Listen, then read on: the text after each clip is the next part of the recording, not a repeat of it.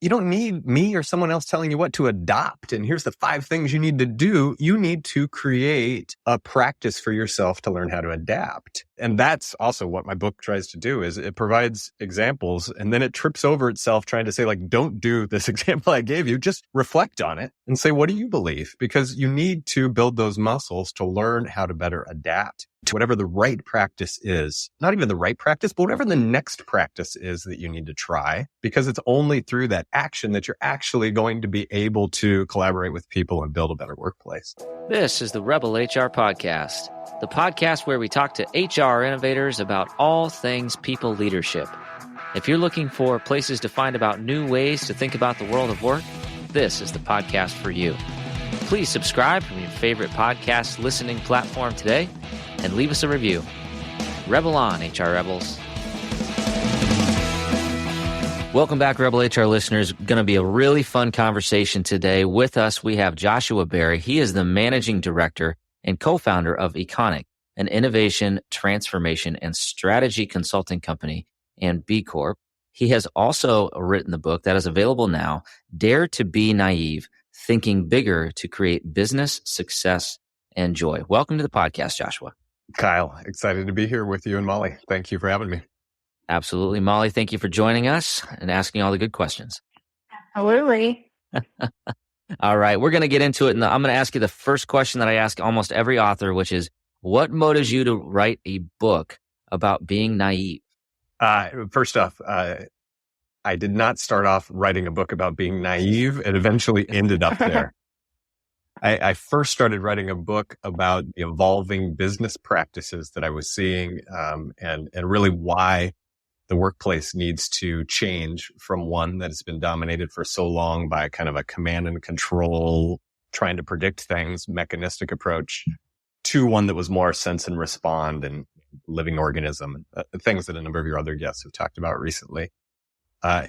As I was writing the book, though, I stumbled across this amazing book called The Healing Organization by Raj Sisodia, and the person who wrote Conscious Capitalism and a bunch of other great books. And as I read that book, I realized, man, this is like the book I'm trying to write, but 10 times better.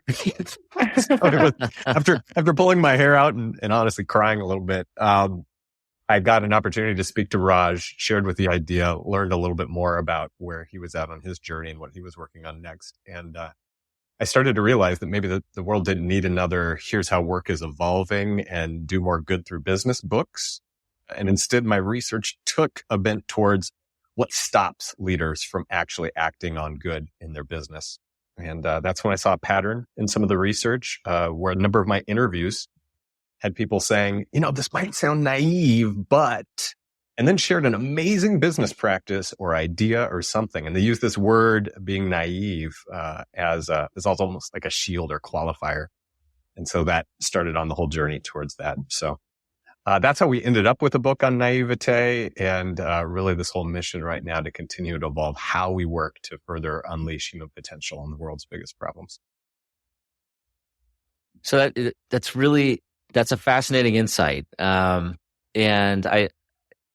I'm curious, that word naive, it's a little bit of a charged word, right? It almost, the way that we use it almost sounds like unreal or unrealistic, right? Or uneducated, or, there's various different ways that you could use that word. So as you were conducting this research and starting to identify some of these patterns, what did you find that was so powerful about naivete?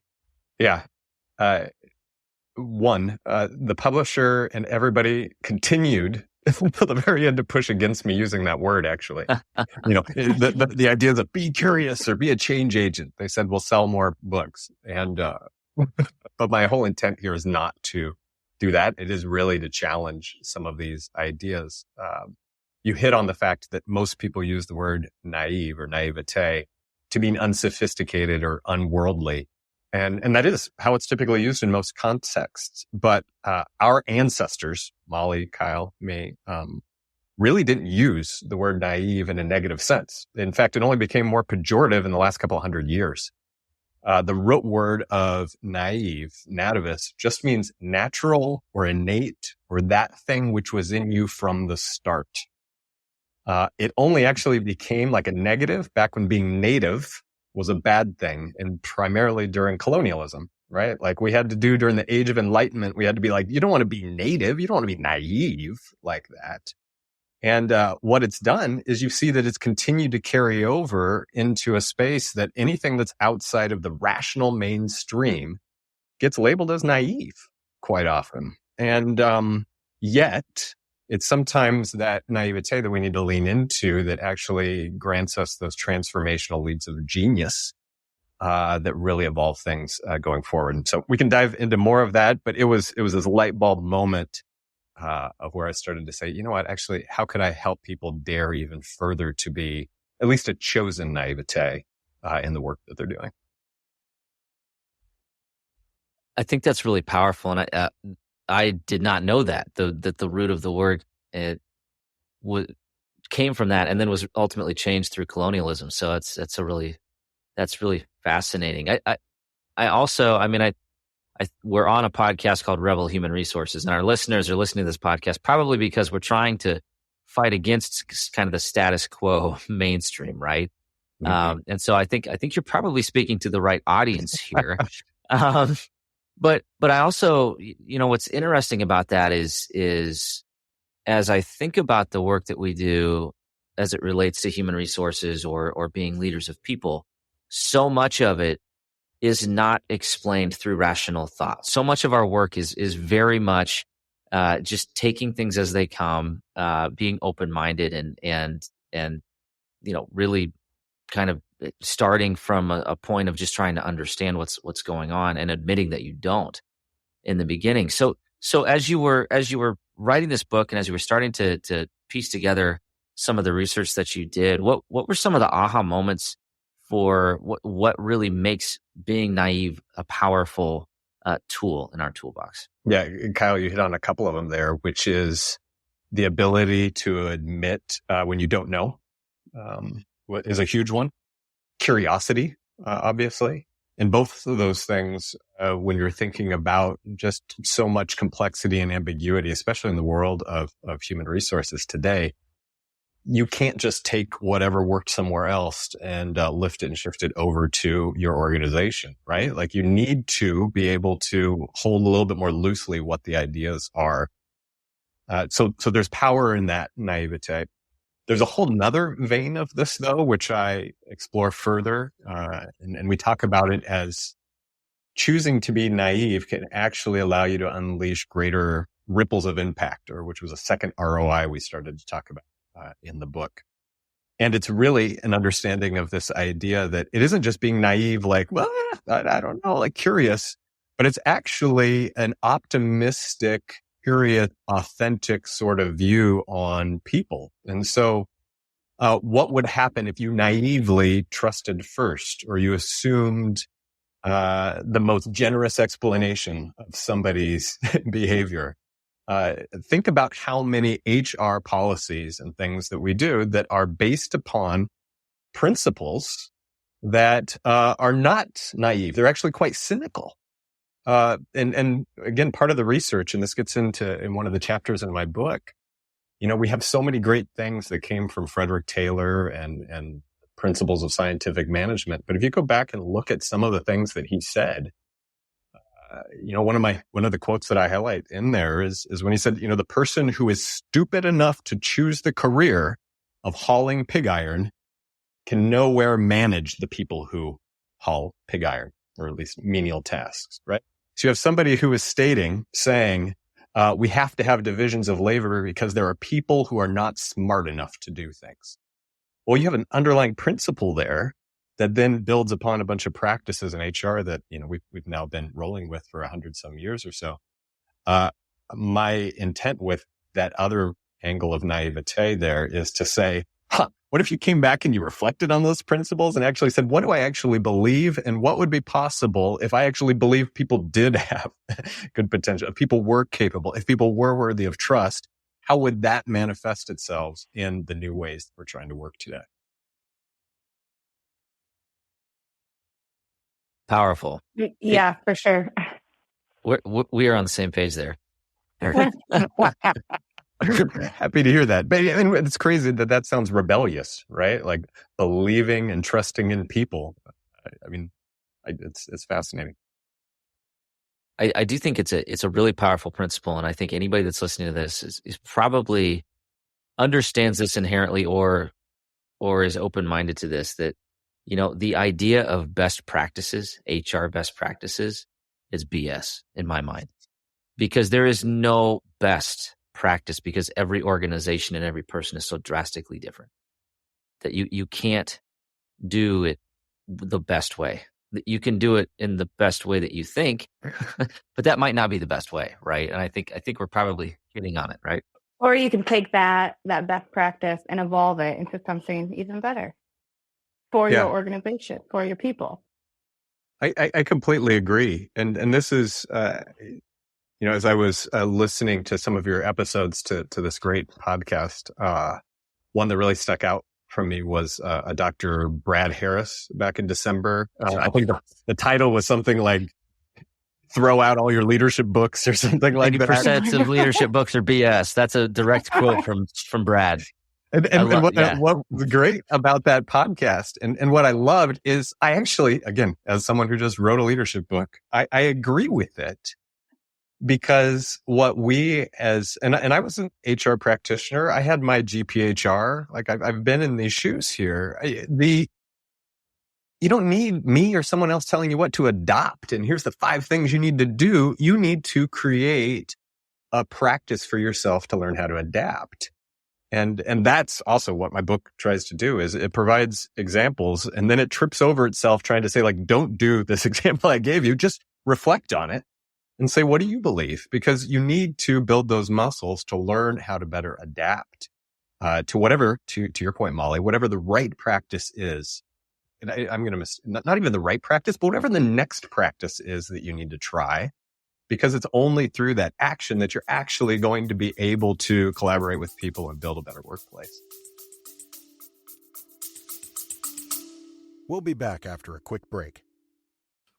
And so used to having everything in front of them right away that we forget that innovation just takes time. I myself, I get frustrated too. Why? And you know, this is being one of my best friends is, hey, I talk to you all the time. Hey man, I'm frustrated in the fact that I can't seem to just get there in the next day. But that's just not how these things work, right? Innovation needs to be planned out. It needs to be very methodical. And then when it finally hits, that's when it seems like to everyone else that it sort of just came out of nowhere. But to you, you know the amount of dedication that it took over that time.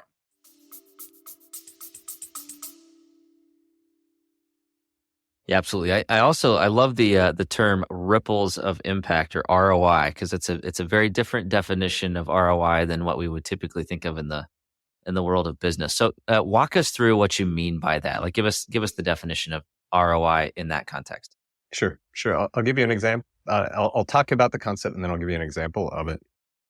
The concept is something that I learned from Chip Conley and some of the faculty at the Modern Elder Academy. But it's basically this idea that each of us has an opportunity to kick off virtuous circles, right? Our actions can feed into other people's actions, right? And a lot of times we're caught in vicious circles. So, right, a vicious circle, someone cuts me off in traffic, I get mad at them, I buzz around them, I flip them off, they flip me off. Like we get into this vicious circle. A virtuous circle, right? The best visualization I have of that is the coffee drive-through lane where everybody just keeps paying it forward and you just keep saying going and going and going and going. I started thinking about that and applying this concept from Chip's group and said, we really have the opportunity within our HR practices to also set off cycles, right? When you trust in someone, you create the greater likelihood that they are also going to give that trust back, right? But it has to start somewhere. And so when you start in those ways, and sometimes in naive ways, you can actually start to create the change that you hope to see in the organization. So here's a concrete example. I was working with a mid-sized engineering firm, and after a workshop, one of the leaders called up and said, "Hey, I've got a separate question for you. I have a top performer on my team. He's plateaued in his career. He's looking for the next growth opportunity. Do you know anybody, like a coach or someone I could connect him with?" And as we sat there for a little bit and worked through it, the person who came to mind actually worked for the competitor of theirs in another state. And I said, "This is going to be crazy, a little rebellious here. What would you think about connecting your top performer to this competitor who's actually in a role that they would be really great at into the future?" This manager, paused for a bit. And after thinking it through, he said, "You know what? That's okay. Why don't we go ahead and do that? Because at the end of the day, if it's good for him and his growth, that's more important. It would suck if we lost a top performer on our team, but I want to do what's best in the light of this employee." Fast forward months later, when I started to write the book, I called him up and got the rest of the story so that I could include it in the book. And he shared with me that that's exactly what happened. The guy went and met with his competitor down the street, learned some great things, and ultimately did decide to stay with that company. But what was more important was the trust that was extended there, right? Came back in another ripple. And but it all came from not this gentleman, the manager's name was Michael. It all came from this belief that I'm just going to naively trust that doing the right thing for this employee is the right thing. And I'm not doing it because I'm looking for some backhanded way or because, the employee engagement survey said I had to do stuff like this. It's good business.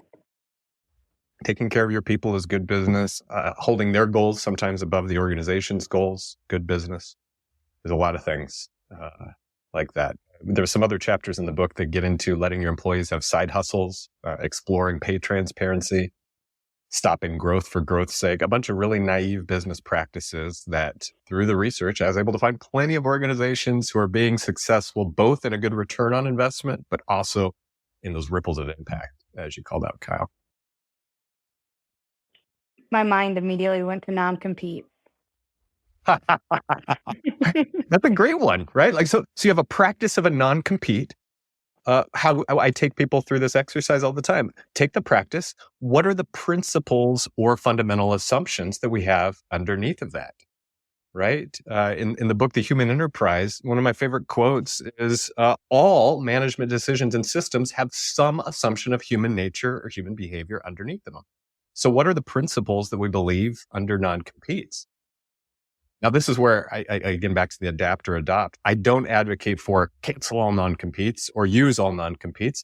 I just want HR practitioners and leaders to reflect back and say, what do we gain and what do we lose by using non-competes? And realize that it's not a perfect solution one way or the other. Be intentional about the choices that you make.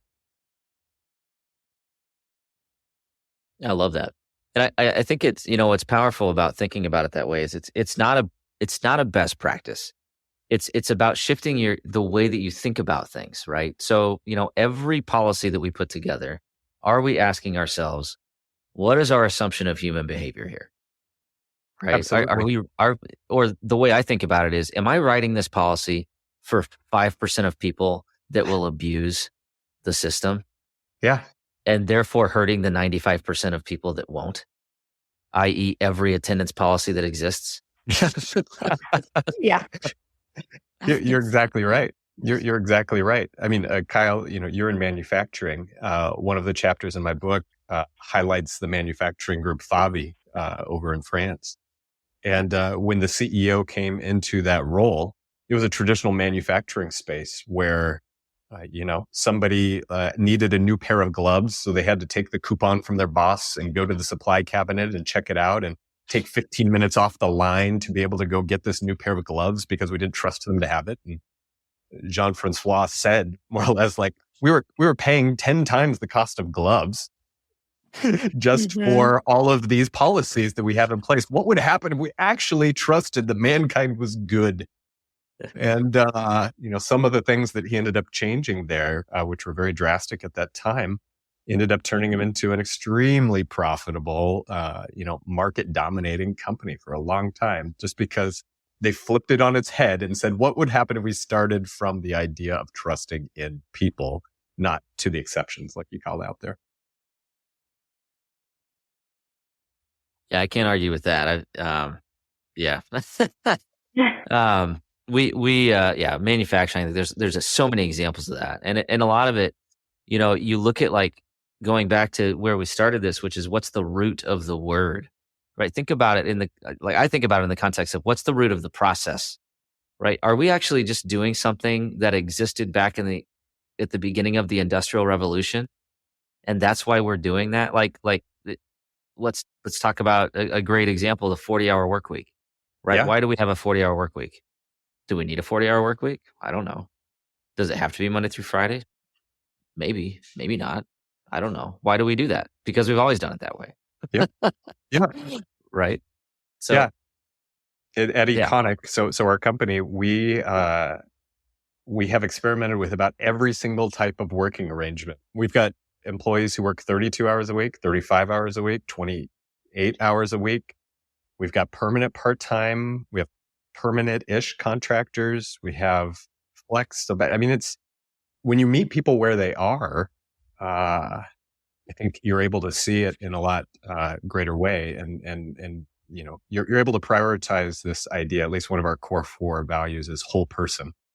And you're able to actually meet people where they are and honor the things that they do. And it ends up working great for both sides there. It requires, to your point, a challenging to say, why have we done this in the past? And you may continue with it, but just raise it to a level of consciousness and be intentional about continuing on with the practice.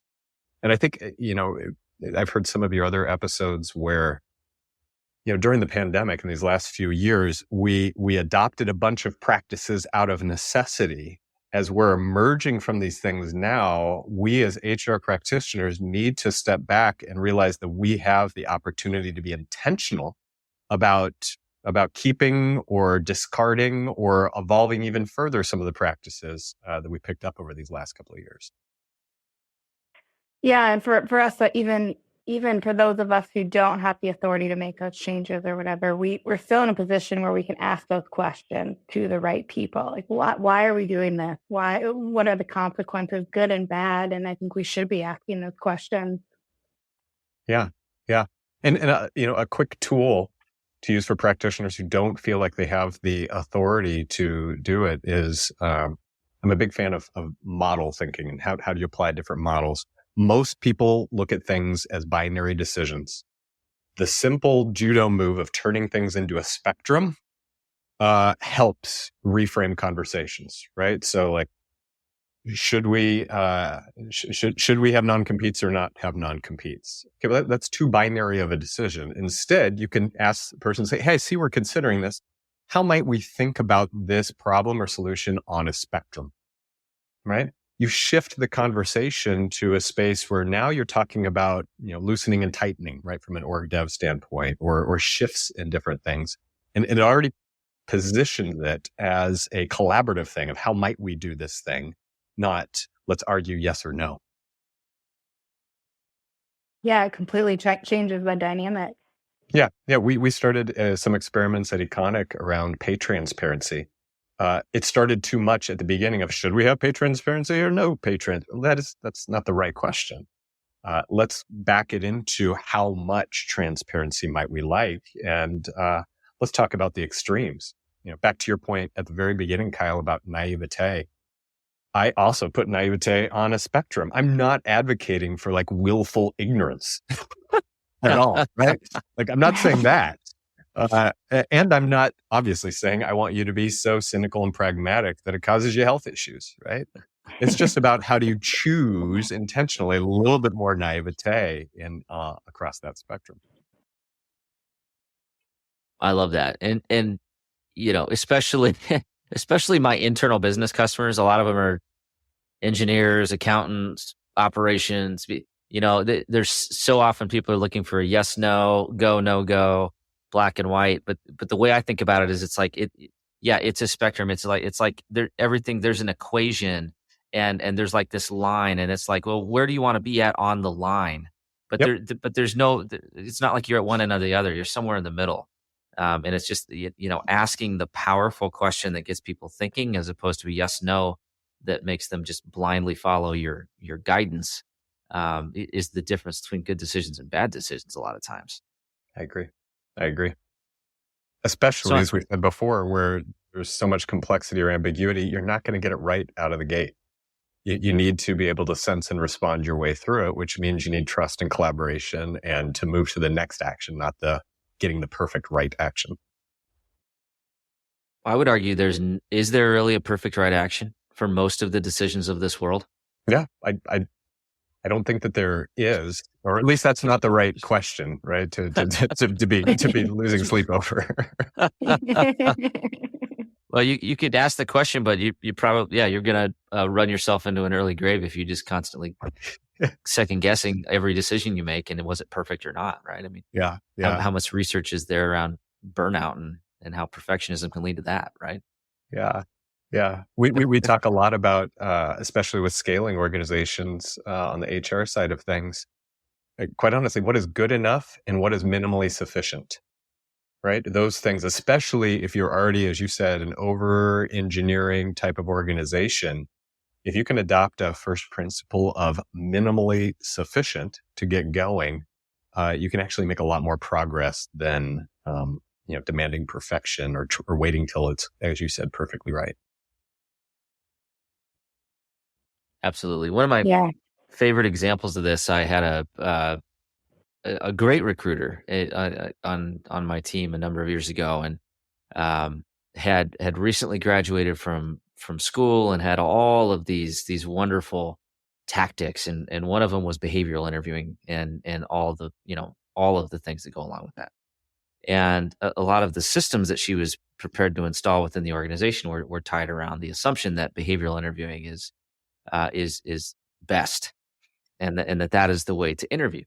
And she brought that to me. She put a program together, and she used that term. Well, behavior interviewing is the right thing to do. And I said, "Is it?" She looked at me like, "Well, yeah, that's what my college professor said." But my next question was, well, how did we select our top performers today? And it turns out that it was not behavioral interviewing. It was skills based assessments, and it was tactile work, right? Mm-hmm. So how good or bad somebody is at telling you a story about past behavior was not a predictor of future performance, right? And what it highlighted was kind of the risk of assuming that one specific system or one way of doing something is correct in all situations. But what it also prompted was there are situations where we needed to use it, right? Yeah. So it became more of a targeted, interviewing protocol, and ultimately much more effective. And quite frankly, it saved me the argument of the person sitting in my office in 2 or 3 months saying, "Why am I doing this stupid behavioral interviewing? This isn't working." So, it was also a little bit, to prevent my headaches, but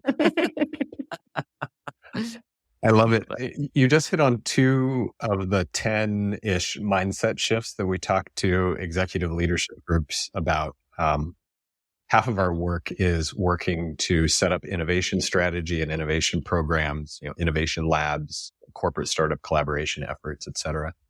And 2 of the main mindsets that leaders continually say, yep, we need to work on that, is expire your data and end your addiction to being right. And both of those are interesting because they don't say you can't choose the thing that we used to do. It just says expire your data. So keep looking for new sources and keep looking for new things and get new data that it's still the right way to do it. And end your addiction to being right. Let that ego set to the side. And again, you may choose, in your point, behavioral interviewing again, but make it a conscious, intentional choice that you're back to it again, and be all right with the idea that it may contradict with the story you were telling yourself before, and that's okay. And those are things we learned from some of our partners at Bionic, that's now part of Accenture, and I think has been extremely helpful in furthering innovative leadership. I think it's naturally hard for people to accept and admit that their belief has maybe changed. It's a hard thing to do. It is. But it's okay. It is okay. And it is difficult. One area that we've done some work in recently is in what we call change management. I don't know what is it, 5.0, 2.0 or something like that. The thing that fascinates me in this area is that the old idea of like the J curve of change management is very one-sided, because you're just saying like, how do I change you from here to there and like convince you that it's better, once we get across this chasm. The Berkana Institute and some of what they've done around the two-loop theory of change and how ecosystems evolve acknowledges that there is an old way that you're used to do things that is dying, composting. At the same time, a new thing is emerging. And so I bring that up to that point that you made, Molly, of too often as HR practitioner, we're just focused on how do we get them to the new thing without creating space for acknowledging that you had an old belief that served you quite well, probably for some part of your life. And I need to create a little bit of space for that to be honored, enter into hospice, whatever you want to call it, to be able to then make way for whatever this new way of working is. And what it does is it creates a little bit more compassionate and empathetic type of HR, or at least change management practice, when we actually create space for that versus ignoring, right, that those previous beliefs are hard to change. Yeah, absolutely. No, it's a really interesting. I mean, that's a little bit of a different way of thinking about it than, just hating people who say that's the way we've always done it. Right. And there's, I think, a lot of people hate that term, like, well, we've always done it that way. So, but inherently there's usually a reason why. Yeah. Right. Like the system has evolved and the behavior has evolved to be that way for a reason.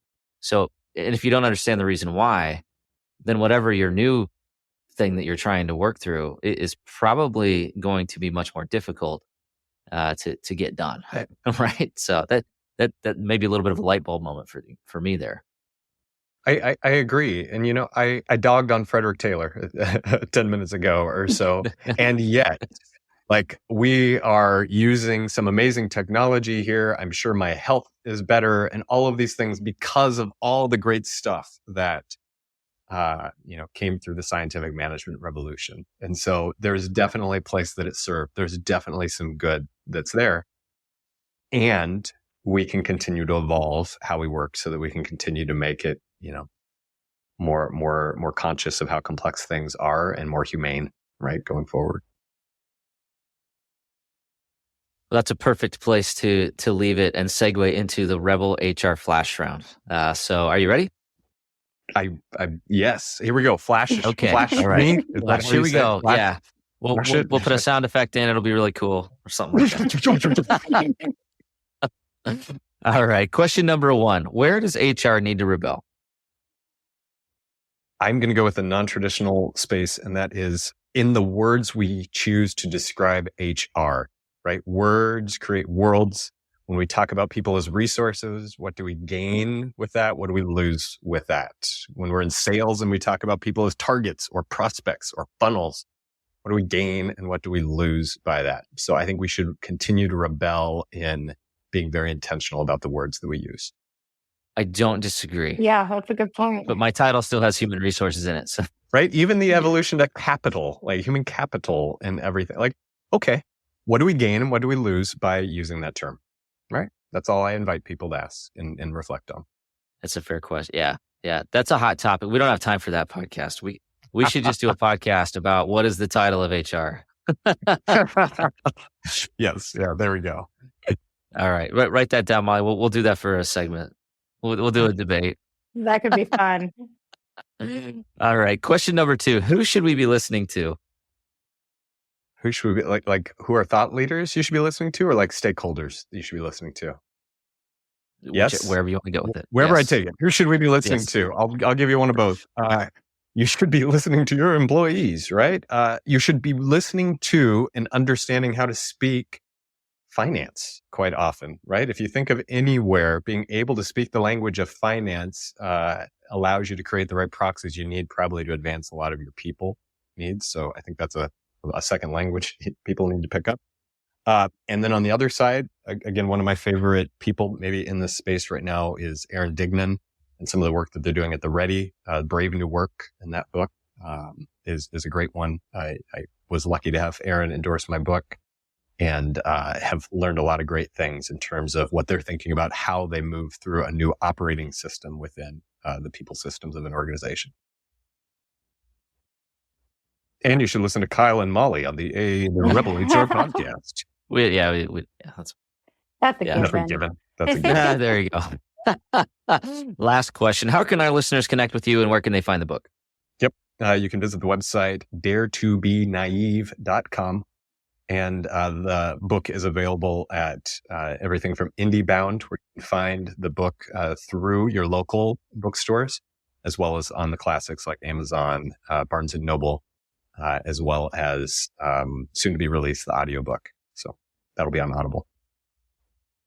Absolutely. And we will have all that information in the show notes. So pop them open and click in and check it out. The book again is Dare to Be Naive, Thinking Bigger to Create Business Success and Joy. Joshua Berry, thank you so much for joining us today. It's just been a wonderful conversation, and look forward to continuing to engage with our listeners about all the learnings for today. So it's been a great conversation. Thank you, Kyle and Molly. This was a blast. I appreciate it. Thank you. All right, that does it for the Rebel HR podcast. Big thank you to our guests. Follow us on Facebook at Rebel HR Podcast, Twitter at Rebel HR Guy, or see our website at rebelhumanresources.com.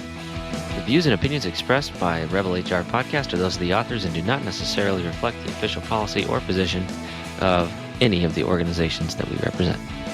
No animals were harmed during the filming of this podcast. Baby.